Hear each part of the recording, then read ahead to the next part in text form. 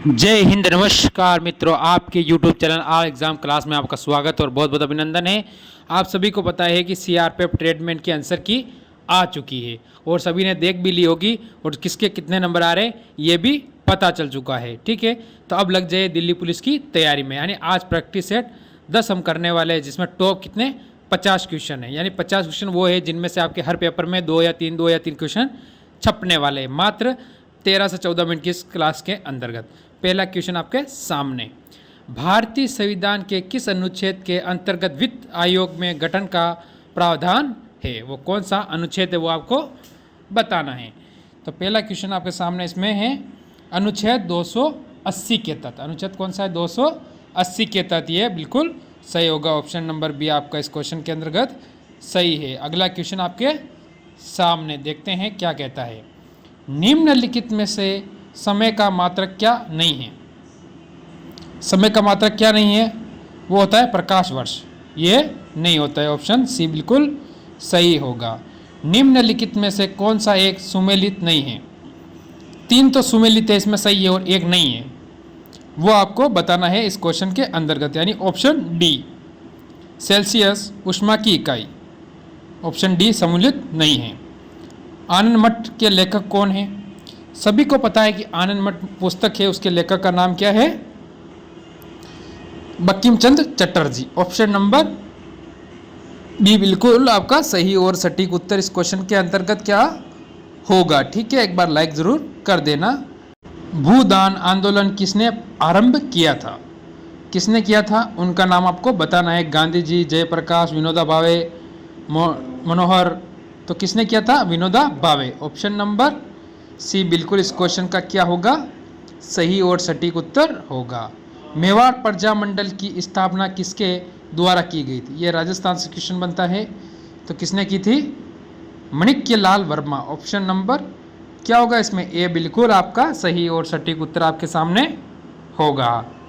भारत के संविधान के किस अनुच्छेद के अंतर्गत भारत के राष्ट्रपति पर महाभियोग चलाया जा सकता है? तो अनुच्छेद कौन सा है वो बताना है। तो अनुच्छेद 61 के तहत। ऑप्शन नंबर ए बिल्कुल इस क्वेश्चन का क्या होगा? सही और सटीक उत्तर आपके सामने होगा। ठीक है, अनुच्छेद 61। भारत का राष्ट्रीय पंचांग किस संवत पर आधारित है? तो किस पे आधारित है? शक संवत। ठीक है, ऑप्शन नंबर सी बिल्कुल इस क्वेश्चन का सही और सटीक उत्तर आपके इसके अंतर्गत होगा। अगला क्वेश्चन देखते हैं क्या होगा। मगरा, गुगल और सोनानी निम्न में से किसकी प्रमुख नस्लें हैं? तो किसकी है ये सारी? ये सारी भेड़ की प्रमुख नस्लें हैं। किसकी है? तो भेड़ की। ठीक है, ऑप्शन नंबर आपका इस क्वेश्चन के अंतर्गत भी बिल्कुल सही और सटीक उत्तर होता है। अगला क्वेश्चन आपके सामने, सातुड़ी तीज का पर्व मनाया जाता है कब? ये कब मनाया जाता है ये आपको बताना है। यह मनाया जाता है भाद्र पक्ष कृष्ण तृतीय को। ठीक है, भाद्र पक्ष कृष्ण तृतीय को मनाया जाता है। ऑप्शन बी बिल्कुल सही होगा। अगला क्वेश्चन, मरु विकास कार्यक्रम का केंद्र व राज्य द्वारा क्रमशः वित्त पोषण होता है? कितना होता है केंद्र और राज्य का? इसमें होता है 75-25। ऑप्शन नंबर डी बिल्कुल इस क्वेश्चन का क्या होगा? सही और सटीक उत्तर आपके सामने होगा। इससे पहले एक बार लाइक कर दे, चैनल को सब्सक्राइब कर दे और बेल आइकन ऑन कर दें। निम्नलिखित में से किस अधिनियम द्वारा संवैधानिक निरकुशलता का सिद्धांत प्रवर्तित किया गया है? ठीक है, तो कौन सा होगा? वो होगा 1935 का भारत सरकार अधिनियम। ऑप्शन नंबर सी इस क्वेश्चन का सही और सटीक उत्तर आपके सामने होता है। अगला क्वेश्चन देखते हैं क्या कहता है। 1818 में राजपूत राज्यों से संधियां करने से उत्तरदायित्व ब्रिटिश कंपनी ने किसे सौंपा था? तो किस गवर्नर जनरल को सौंपा था वो बताना है इस क्वेश्चन के अंतर्गत आपको। ठीक है ना, तो आपके सामने आ चुका है। तो सभी ने सोच लिया? मेटकाफ। ऑप्शन नंबर ए इस क्वेश्चन का बिल्कुल आपके सामने क्या होगा? सही और सटीक उत्तर होगा। अगला क्वेश्चन देखते हैं क्या कहता है। अरावली के उत्तर पूर्व छोर पर कौन सा पठार स्थित है? तो वो कौन सा है? पोतवार। ऑप्शन नंबर बी इस क्वेश्चन का बिल्कुल सही और सटीक उत्तर आपके सामने होने वाला है। कौन सा है? पोतवार। ठीक है, ध्यान रखना है आपको, अरावली से संबंधित क्वेश्चन आता है ये और बनता है। ठीक है, अगला क्वेश्चन, पृथ्वीराज चौहान तृतीय का समकालीन चालुक्य शासक कौन था? तो कौन था उस समय? तो कौन था उसके बारे में आपको बताना है। उसका नाम था भीमदेव द्वितीय। ऑप्शन नंबर क्या होगा इसके अंतर्गत? बी बिल्कुल सही और सटीक उत्तर आपके सामने होने वाला है। अगला क्वेश्चन देखते हैं क्या कहता है। निम्नलिखित युगों में से किसी भौतिक राशियों के समान विमीय सूत्र नहीं है। इनमें से कौन सा नहीं है वो बताना है आपको। तो देखते हैं कि इसमें से कौन सा उत्तर आपका बिल्कुल सही और सटीक उत्तर होने वाला है। बल एवं दाब, यानी ऑप्शन नंबर ए आपका बिल्कुल इसमें सही और सटीक उत्तर आपके सामने क्या होगा, ये आपको क्या रखना है, ध्यान रखना है। ठीक है, हर क्वेश्चन में थोड़ा समय दूंगा, उसके बाद मैं खुद बता दूंगा, तो उस समय में आप सोच लीजिए। आपको 5 से 10 सेकंड हर क्वेश्चन में बीच में मिलने वाला, क्योंकि इतना टाइम तो आपको पेपर में भी नहीं मिलेगा। निम्न में से कौन सा एक राजस्थान में सीमेंट उद्योग का केंद्र नहीं है? ठीक है, वो आपको बताना है। सबने सोच लिया, तो कौन सा नहीं है? गुलाबपुरा। ठीक है, ऑप्शन नंबर डी क्या होगा? बिल्कुल आपका इसके अंतर्गत उत्तर सही होगा। क्या होगा? डी। ठीक है ना, ये आपको ध्यान रखना है। अगले क्वेश्चन पर चलते हैं। निम्नलिखित में से कौन सा एंजाइम लार में पाया जाता है? लार में पाया जाता है, तो कौन सा पाया जाता है लार के अंदर, वो आपको बताना है। देखते हैं, वो होता है टाइलिन। कौन सा होता है? टाइलिन। ऑप्शन नंबर सी इस क्वेश्चन का बिल्कुल सही और सटीक उत्तर आपके सामने होगा। कौन सा होगा? तो ऑप्शन नंबर सी। ठीक है, अगले क्वेश्चन पर चलते हैं। क्या कहता है? हाल ही में आईपीएल की किंग 11 पंजाब ने अपना नाम बदलकर क्या रख लिया है? उसने अपना नाम, क्या नाम था?